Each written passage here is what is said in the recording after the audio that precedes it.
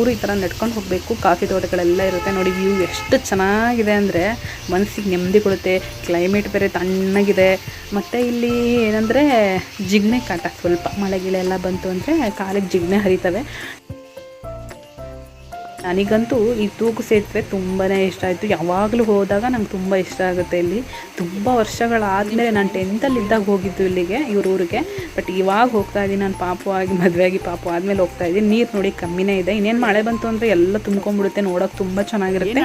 ನಮ್ಮ ಆಂಟಿ ಚಿಕ್ಕಪ್ಪರ ಮನೆ ಇಲ್ಲಿ ಮೇಲ್ಗಡೆ ಇರೋದು ನೋಡಿ. ಹೋಗ್ತಾ ಇದ್ದೀವಿ, ಅಲ್ಲಿ ಮೇಲ್ಗಡೆ ಕಾಣಿಸ್ತಿದೆಯಲ್ಲ, ಅಲ್ಲಿ ಗುಡ್ಡದ ಮೇಲೆ ಅಲ್ಲೇ ಕಾಫಿ ತೋಟಗಳು, ಅಡಿಕೆ ತೋಟಗಳನ್ನೆಲ್ಲ ಹಾಕ್ಕೊಂಡಿದ್ದಾರೆ. ಇಲ್ಲೇ ಅವ್ರ ತೋಟಗಳೆಲ್ಲ ಇದ್ದಾವೆ.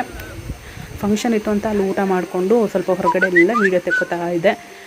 ಹಸಿರು ನೋಡೋದಕ್ಕೆ ಖುಷಿ ನೋಡ್ರಿ. ಆ ಬೆಟ್ಟ ನೋಡ್ರಿ ಎಷ್ಟು ಚೆನ್ನಾಗಿದೆ ಅಂದರೆ ಮನಸ್ಸಿಗೆ ನೆಮ್ಮದಿ ಕೊಡುತ್ತೆ ನಿಜವಾಗ್ಲೂ. ಇಲ್ಲಿ ನಮ್ಮ ಸಿಟಿಗಳಲ್ಲಿ ಬರೀ ಬಸ್ಸು ಲಾರಿಯ ಸೌಂಡ್ಗಳು ಕೇಳಿ ಕೇಳಿ ಕೇಳಿ ತಲೆ ಕೆಟ್ಟೋಗ್ಬಿಡ್ತು.